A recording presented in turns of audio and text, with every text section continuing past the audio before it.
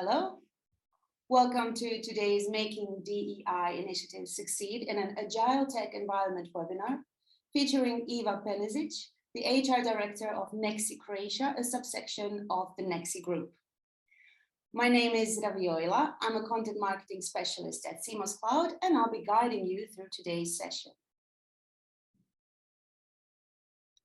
First, I take the chance to introduce ourselves. As some of you might already know, we're an independent software company focusing on the design, development, implementation, and support of sophisticated enterprise HR technology.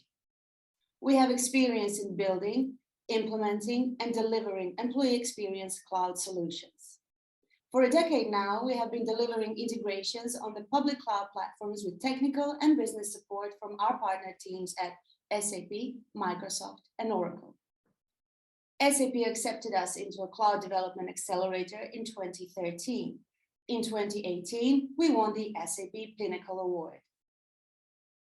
In 2020, we became an SAP endorsed partner and joined SAP's Premier Partnership Program. We're also a founding member of the Partner Advisory Council for Innovation Group and work alongside other top SIs and ISVs on building competitive cloud and AI offerings. Okay, before we kick off with today's agenda, here's what you need to know about today's webinar. You can use the Q&A function to pose questions. After Iva's presentation and our Q&A session, there'll be some time to answer questions from the audience. Feel free to use the Q&A function, and at the end of the session, I'll select a few audience questions for Iva to answer. For anyone who wasn't able to attend or has to leave early, we'll send out the webinar recording shortly after the webinar. Okay, and here are our topics for today. Today we'll talk about how are DEI initiatives started and implemented and maintained. What are the advantages of implementing DEI initiatives for a business? How to measure success of an initiative?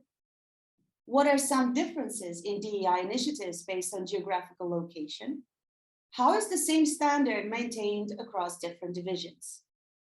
Next, I'll introduce Iva. She will proceed to talk about DEI initiatives she's in charge of, and then we'll have an engaging chit-chat about DEI in the context of an agile tech environment, after which we will save some time for your questions. So once again, feel free to use the Q&A function to ask Iva anything you want to know about conducting DEI initiatives in your organization.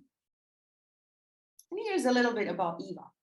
So our speaker today is Iva Penezić, the HR Director of Nexi Croatia, a part of Nexi Group. She has more than 20 years experience in the HR area from FMCG, banking, and tech industry. As an HR director, Iva's focus is advising on people and organization matters while promoting equity and clarity of management practices in Nexi Group. Iva's participation in several company transformation programs brings fresh insight into how to tackle mergers and acquisitions and thrive as a company. In the last few years, she's also been a member of the Nexi Diversity&Inclusion board, where she's facilitating the rollout of different DEI initiatives across geographies. And now we will turn to Iva. Iva, it's great to have you with us. Thank you so much for joining, and the floor is yours. Thank you for having me. Let me start by introducing myself a little bit. Sure. Great. We can see your presentation. Thank you. So it's nice to meet you on this December 7, 2022, as I see that I put in my presentation. So I'm very forward thinking with this. I am I am working in Nexi Group. Nexi Group is a group that is, let's say, new and innovated from a lot of companies that have come together in order to present to European market, mostly the next generation payments. Nexi's transformation path started many years ago, because usually all the payment companies, payment processors, they all start from the same starting point, which are banks, as part of banks, when the banks had their IT departments that were also doing processing for them. And then after this evolved and became much more complex, the payment processors started to separate from the banks and still continue to support banks, but also other financial institutions and other fintech companies. In that same manner, started Nexi from Italian territory and started Nexi Group from the Nordic territory, as well as SIA Group that is now also across Europe. These three groups have all joined in 2021, started in 2021. These things take a long time. And from January 1st, 2023, we will be Nexi Group. What does that mean for us and for Europe? We will be present in we are present in more than 25 countries, and we are #1 card processor by number of cards and transaction volumes in Europe. We're also #1 merchant acquirer with over almost 2.5 million merchants in our portfolio. We are doing this with the help of more than 10,000 employees, of which more than 3,000 are product and tech development specialists. We also do very heavy investments in IT and innovation. So our description in short is the leading paytech, European by scale and local by nature. In this big group, my role is to be the head of HR for Croatia and Slovenia, or companies in Croatia and in Slovenia. I started working in human resources a long time ago and worked in, as you also said, in FMCG, in the banking industry, and then came into the payment industry. And I worked in all branches of human resources, recruitment, selection, development and training, and so on. And now I am in the, let's say, more senior role of policy creations, advising to the management on people matters, and also, as you said, being included in a lot of transformation programs on company level. Since 2 years ago, I started to be involved with the diversity and inclusion and was part of the newly formed, and I am still part of the newly formed diversity and inclusion board in the NETS. So this is my short introduction. Okay, thank you for sharing this information and this impressive history on Nexi Group. It was interesting to see how it all came together. It wasn't exactly clear cut, I have to admit, but now you put things in perspective, and thank you for that. If you don't mind, I would like to proceed with our engaging Q&A session. Yeah. You ready? All right. We'll start with the basics. We'll start with how it is to start DEI initiative. How do you define DEI initiatives, and what do they mean to you? Well, DEI activities are measures that you have to implement in an organization in order to make sure that your employees feel that they are respected and that they are treated fairly in an inclusive environment. Also, very importantly, it is a way for a company to be more successful, because having these measures implemented means that you will be making better hiring and promotion decisions, that will be avoiding bias as much as this is possible, that you're able to motivate and retain good people with an inclusive culture. They help in avoiding groupthink by having diverse perspectives, which is very important in innovation process. And also they assure legal compliance, and in the end, they create a positive image for the organization itself. And for me personally, my definition of inclusion is a society where the constructed barriers have been torn down, and being able to work in alignment with this personal belief is really satisfying. Wow, that's a beautiful definition. Great. You mentioned yourself that you started working on the DEI initiatives in your company about 2 years ago. Was that correct? Yes. Okay. So So how did that start? Sorry. I work in HR, and people are always in the center of my work. And coming into a large organization after our local Croatian and Slovenian company merged with this big European payment processor, opened all of us in the company to many areas that have not been previously explored. And for me, this was the DEI area. And some 2 years ago, we had in our human resource group a very interesting unconference on people matters. And this is where I joined the DEI theme, and I've been working on this ever since.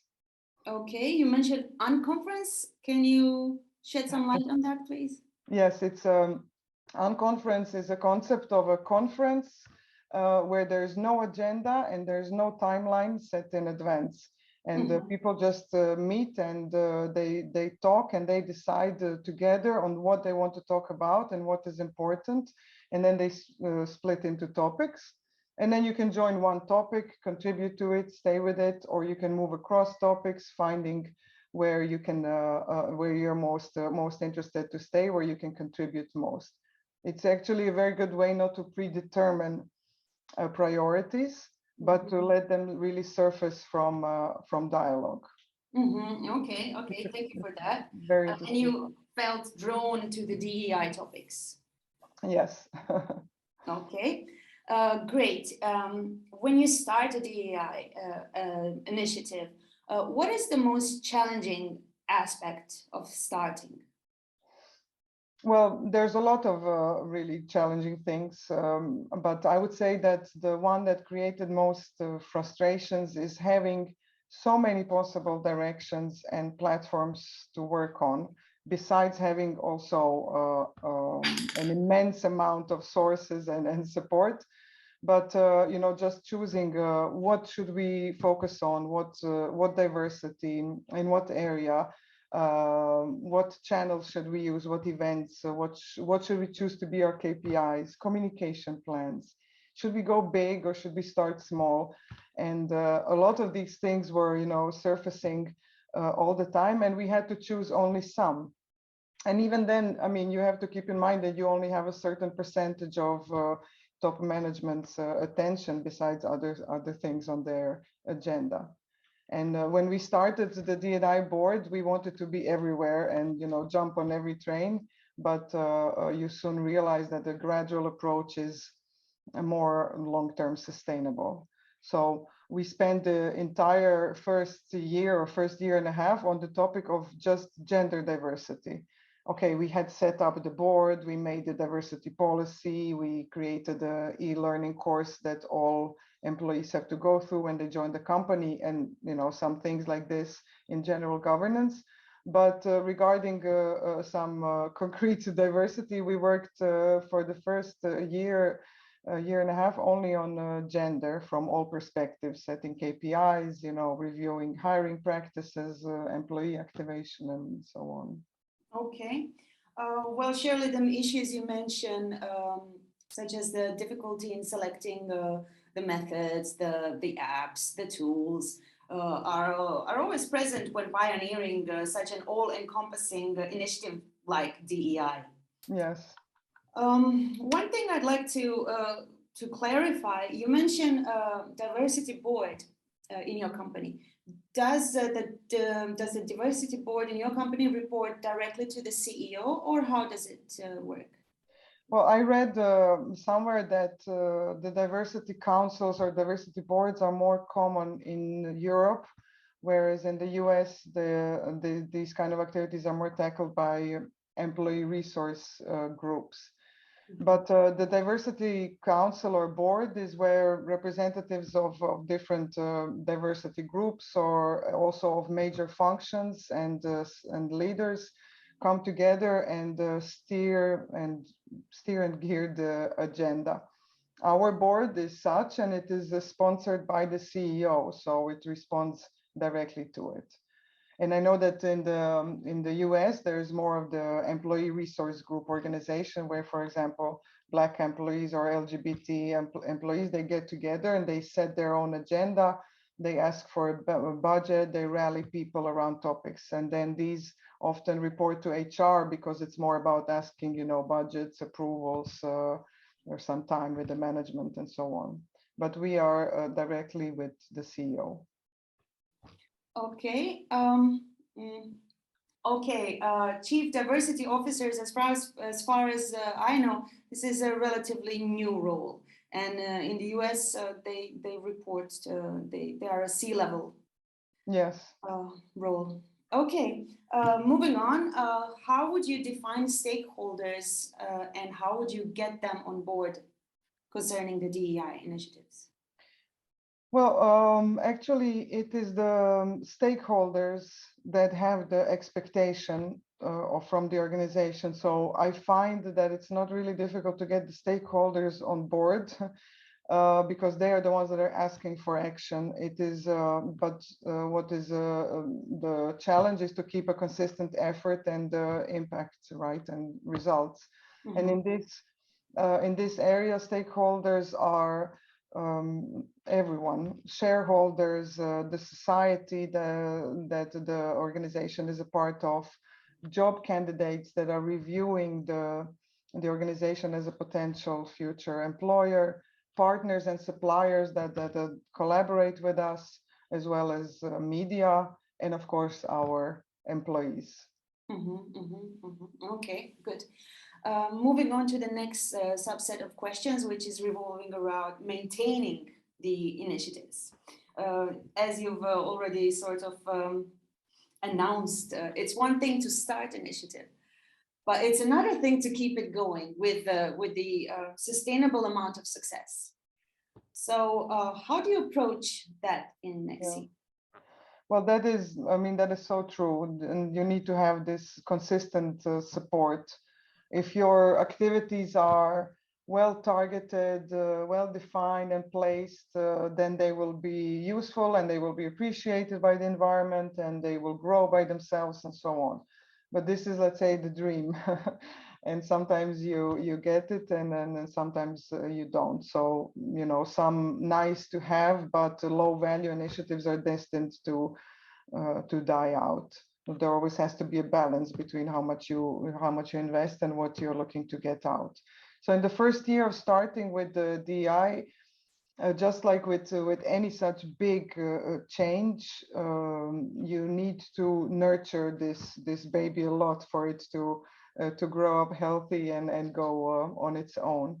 And I think it's very important that you have the right people on the right place to take over a certain stream of activity, a certain area, people that have a passion for this topic. And if you support them by giving them the space that they need, space with the management, space in the organization, the budget and the opportunity, then they will repay you by taking ownership and pushing things forward. And then the more people you get activated, the better.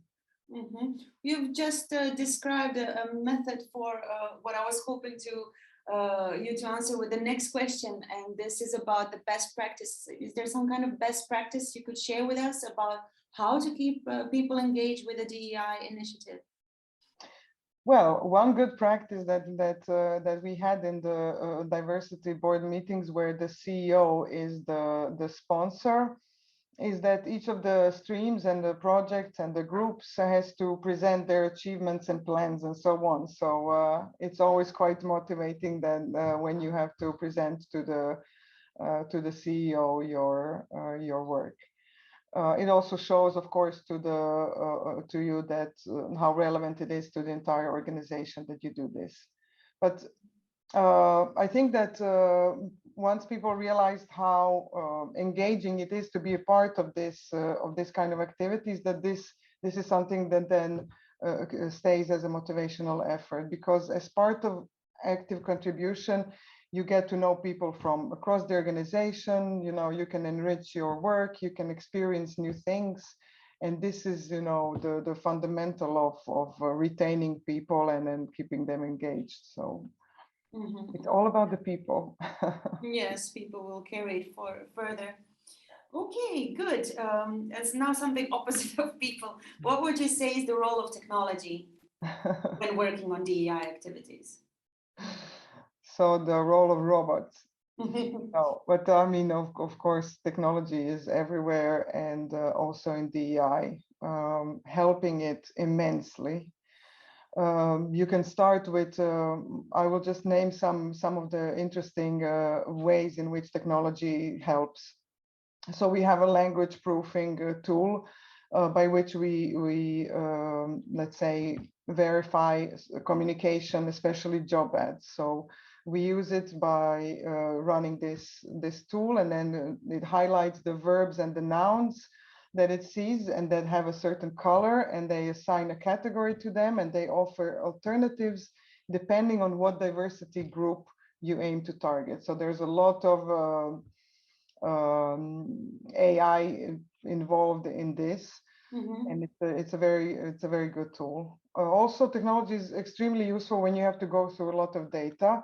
So we use, for example, data management systems such as Cruncher for monitoring, metrics, especially against any KPIs that you set. The same thing in equal pay reviews, for example. So this would be a standard annual or biannual audit of the payment practices. Also is done definitely through the help of technology.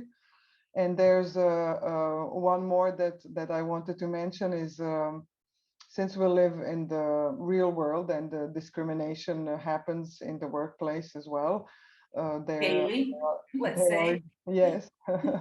There are secure and reliable platforms available where employees can submit complaints and report any such behavior that they see. And this is also a place where you can say that technology helps in maintaining this anonymity and managing this in the most sensitive way. Wow, the tech stack you just presented is quite impressive. Yes. So there's more. There's the language learning app that you can say is also aiding to our cultural diversity. There's e-learning that on which you post a lot of different topics for everybody who wants to learn more, and then internal communication channels. I think that as with any other area, the technology is really in the base of making it happen, especially in a big organization like ours. May I ask you the number of employees of Nexi Group? We are a bit above 10,000. 10,000. Okay. Yes. All right. Over 50 nationalities. How many? Sorry. Over 50. Over 50. Okay. That's quite diverse. I was wondering, so that means, I suppose, circling back to the first tool you mentioned for eliminating bias, are your job adverts mostly in English? Yes, they are at this moment, or they are, well, usually they're bilingual, English and the local language, in order to get as far as I understand, these apps are okay. They work quite well in English, but for instance, Croatian is a gendered language. I think it will be quite harder to eliminate bias. Yes, I think this is also this is a challenge for all the apps that are working on detecting language, and also a matter of what is the demand on the market for investing into developing for such a niche language. Yeah. as Croatian is. But you can always use the English language one, and then you can draw a parallel to to another national language, right? So yeah, that's a great tip, actually. Yeah. Good, thank you for sharing this. This was very insightful. You use quite a bit of tools, and that just goes to say that DEI really matters in your organization, and that's great to hear. Couple of minutes ago, you mentioned some KPIs. So let me just ask you, how do you track and measure the success of your DEI activities? So the first main methods are these key performance indicators that we set and monitor. and it's not easy to set them, you know. There's okay, you can say one general is like ratio of women to men in the workforce, okay, but then there's a lot more, you know, the ratio of also the gender ratio in the failed hire or in a niche group of applicants and so on. So you really have to decide smartly on what your KPIs are, like, you know, as I said, like the ratio of women in candidates pool and so on. But it's not always just about this. It's also the we set a goal for example, number of posts on an internal communication network channel that is dedicated to the LGBT community, for example. So we set the KPIs and the goals according to what we want to achieve in a year or longer, and we track our progress against those. It's important that you're realistic with the KPIs, and of course that you also said something that is measurable and smart. The second way that we do this is by having a set of dedicated DEI questions in the annual employee listening program. So besides these, you know, some occasional pulse, short pulse surveys, once a year we have an employee satisfaction, engagement, listening survey. And there we also ask a set of questions that are related to DEI, not specific to asking employees to share their diversity or something like this, but to tell us whether they feel like they can be their authentic self at work and similar. Do they feel like everybody has the same chance to succeed in our organization and so on? So this is a set of questions that we have, and then we have already now then a benchmark from the last survey, so we can track our progress against those. And of course, we would like to have just a DEI dedicated survey, but this is not really for starters in the area, because I think you need to have a lot of trust of the employees so that they share enough that you have a representative amount of data, because they have to volunteer this data. And also, of course, once you ask for something, and if you ask for a lot, then you also have to be ready, fully ready to act broadly on all the results that come out. So, and these surveys usually ask you, of course, also a lot of personal data that are GDP scrutinized and quite sensitive. So one day we will have that as well. From your words, what I hear is that you really care, and you're working on establishing this culture of psychological safety in which employees can develop a sense of belonging, and especially the way that you said that you don't want to be too intrusive. This tells a lot about how much you're working on psychological safety. And this brings me to the next question. I'm wondering about the fine line between being too intrusive into employees' privacy and ensuring everyone's needs are met. So basically, how do you ensure that you are aware of different kinds of diversities that exist in the workplace? Well, it's a very fine line, definitely, because every country has its own laws. Besides the overarching GDPR, there's always also laws of a specific country, and then there are even company level agreements with the unions and the worker representatives on what you can be collecting and so on. There are so many dimensions of diversity that it is a question of whether it should even be a goal for an organization to try to collect all diversity and have this, you know, perfect statistics. Of course, the answer is no.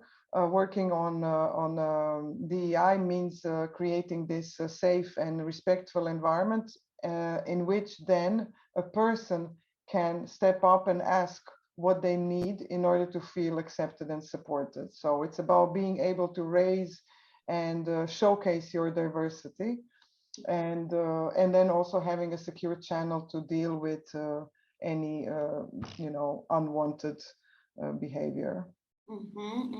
That's interesting. Okay, good. Thank you. Very enlightening. I'd like us to move on to the next subset of questions, which deals with the cultural transformation process. So you mentioned a while ago in this webinar that you have ample experience in mergers and acquisitions.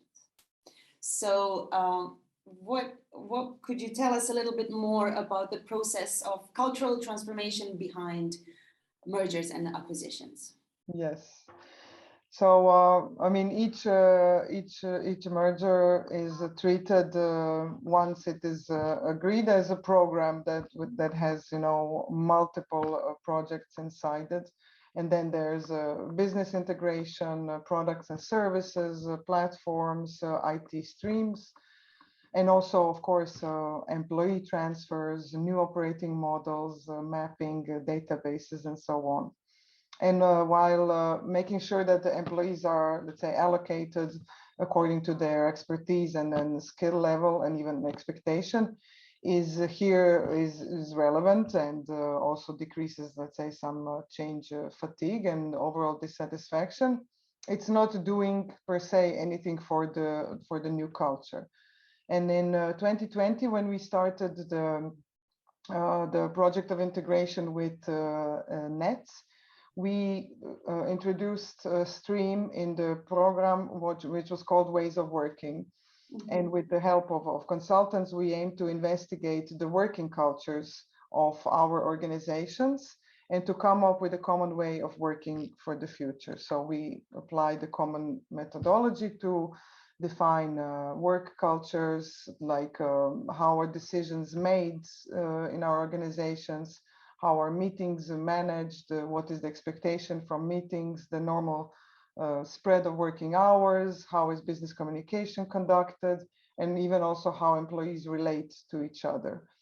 And we then created a sort of playbook for leaders so that they can initiate dialogue on these findings with their teams, and they set a platform for their team on how they can collaborate going forward. And of course, there's always this guidance coming from the company's cultural values and the connected behaviors that you know that serve as a guideline for this. So I thought this was a very good way to lay the foundations. Okay, so a while ago you mentioned 50 plus nationalities and more than 10,000 employees. So among all these people, there are bound to be some differing work cultures. So I guess my next question would be, how do you set the DEI standards during transformation when faced with different working cultures? Well, you need to be sensitive and sensitized you need to be sensitive with standards, as we are all in Europe, but there's a lot of differences between the countries in the work cultures, but also in the national cultures and then legislation and so on. So you cannot impose the same expectation, for example, on how the LGBT group can work in Denmark as compared to some other countries in Europe. And this really always has to be at the height, this awareness of what is the environment in which you're trying to implement something. But in a work environment of a large a large group like ours is, there's already a great expectation that the company has to have a DEI approach. So it is a matter of finding the best way to engage and onboard people. And I think the good way to start is to take really the starting point, which is basic respect and zero tolerance for discrimination. And from there you develop. Love that. I certainly appreciate that it's becoming a standard. DEI is a standard, not nice to have. It's a standard. Yeah. So that certainly makes things easier. Lots of our clients would really like to know, and this question gets thrown around a little bit, and there are some moral backdrops to it. Like, is it really okay to ask this question? But I'm going to ask it because lots of people are still asking it. What is the business case for including DEI initiatives in the cultural transformation program during mergers and acquisitions? Well, I mean, the business case for DEI is always there, and it's not like companies traditionally, started dealing with these topics out of, pure altruism. There is a clear business case for it. I mentioned it at the start of this talk, but I will say it again. It's showcasing your approach to DEI enlarges your candidates pool. For example, for us in HR, it is a headache to the war for talent and to win in the war for talent. So you cannot afford yourself to disregard or not to approach a certain group, like a group of candidates, for example, people with disabilities. So you need to have in the company the conditions that allow also people with disabilities to come and work. So this is done. Companies have to do this if they want to be able to tackle the larger candidates pool. Secondly, also the innovation efforts. If you're innovating products and services and you want to be, on top of this, then you have to be able to have a representation of the world outside for whom you are doing this development. And also there's this, push and pull a little bit in for the DEI. Also national legislations have started to impose certain even fines, for companies that don't have a certain, let's say, gender ratio in the management, or that don't employ a certain percentage of people with disabilities and so on. So this is a bit of a push from the institutions, which is also good. And I think that during the mergers and acquisitions, it is important to, whatever surfaces as a new culture or strategy, to keep the DEI right there. And to that extent, I can say that we are now undergoing this next big integration. So from January 1st, as I said, we will be joined the Nexi Group and SIA into the big Nexi Group, the largest European payments processor. And I'm proud to say that having an international and inclusive team is one of the 4 pillars of the entire group's cultural strategy that is being developed at this moment. So I'm very happy that they included such words in this strategy, and I think it sends a strong message as to where we want to go with the DEI topics. Am I understanding this right? That means that DEI is becoming an organizational value for Nexi Group? Yes. Great.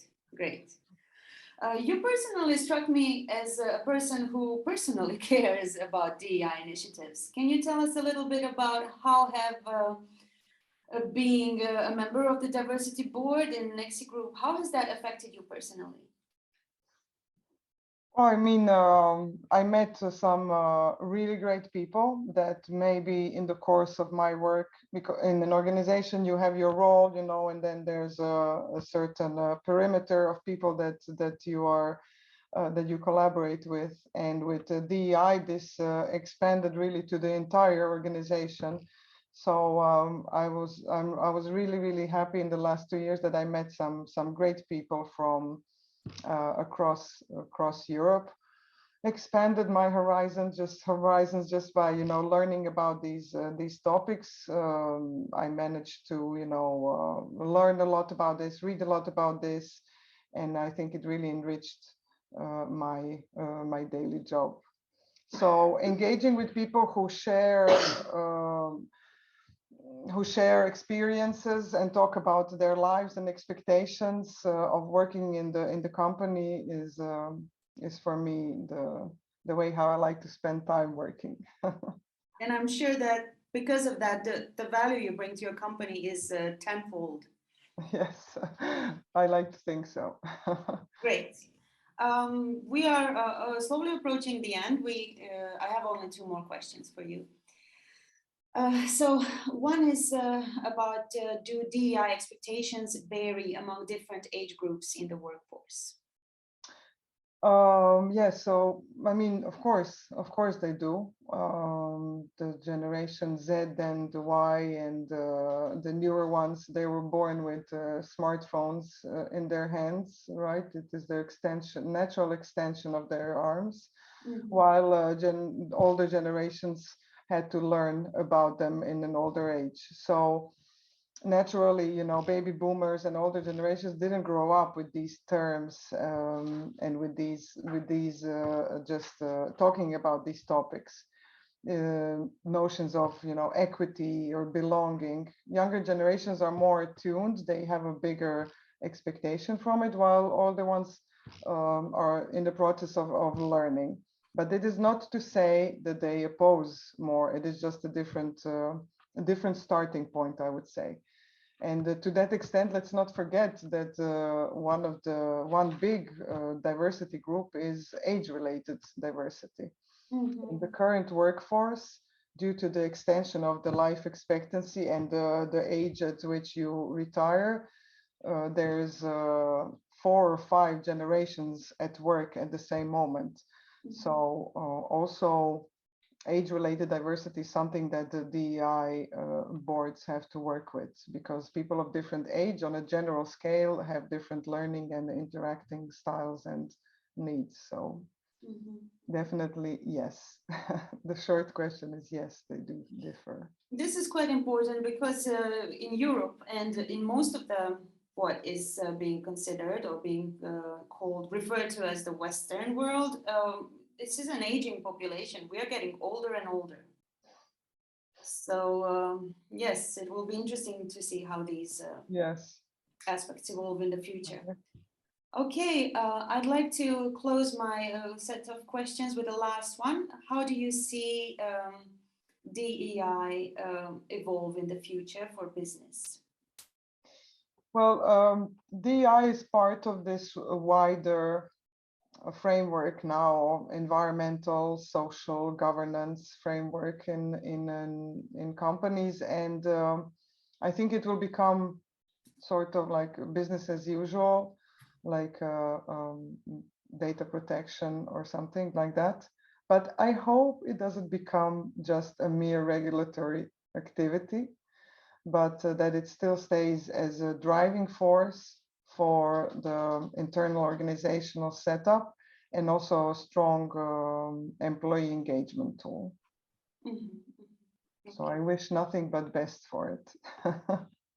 Yes, we've certainly seen a huge development, and I suspect that we are going to make great strides in the near future.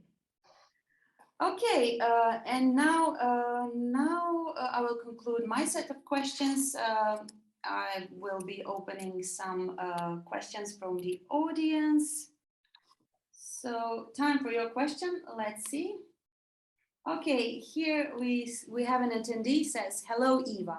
I was wondering, have you ever encountered situations where hostile or toxic employees were trying to sabotage or disrupt DEI initiatives? How would you tackle these situations?" That's interesting. Head on. Head on. And not,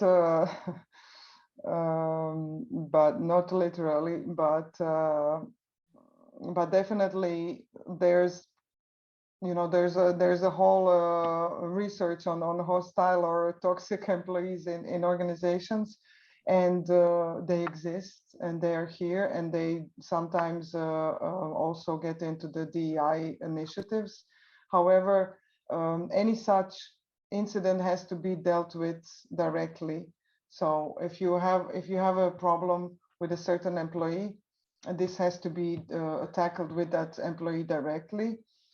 Because just creating, you know, general warnings or general pleas to the entire company usually will not reach that exact person. So trying to engage in a dialogue to understand, because there's often this, you know, there's something usually behind being really strongly opposing something or being hostile. there can usually be something behind the surface there. So it's important to engage in a dialogue with the person and see what it is that is bothering them. And in a way, if you see that you cannot find a common ground and that it is something that they are just personally experiencing, ask them to withhold from, just getting in direct communication or public communication towards initiative, especially the one that is if you are showing some negative talk or hate talk. Or bias, or like the everyday bias. Lots of people are simply unaware and just need to be slightly Yes, I educated. mean, unconscious bias is a really interesting topic, and we all have bias, and there's not one, there's not an individual yet in the world that doesn't have bias, because it is, how you're tweaked in your head and how you grew up, and it's just conditioned. So, but being aware of it, spreading this Johari window to this bias and knowing how to recognize it and then work on it, and this is good. This is what you need to aim for. Okay, well, thank you, Iva. Well, it seems that we have slowly approached the end of our session. Okay, so I would like to thank you so much for joining us, Iva, and sharing your knowledge with us. This was extremely enlightening. It was great to have you with us. It was great to hear how Nexi Group arranges DEI initiatives. It's very positive to hear such a rich concept and such a rich drive behind DEI initiatives, and I wish you all the luck in the future. Thank you very much for having me. I hope I was interesting to the attendees, and you can always contact me if you have any further questions or interests about this topic. Okay, all right. Thank you very much, Iva, and thank you very much, audience, for engaging with us today. And this concludes today's event. Goodbye. Bye-bye. Thank you. Bye-bye. Bye, everyone. Bye.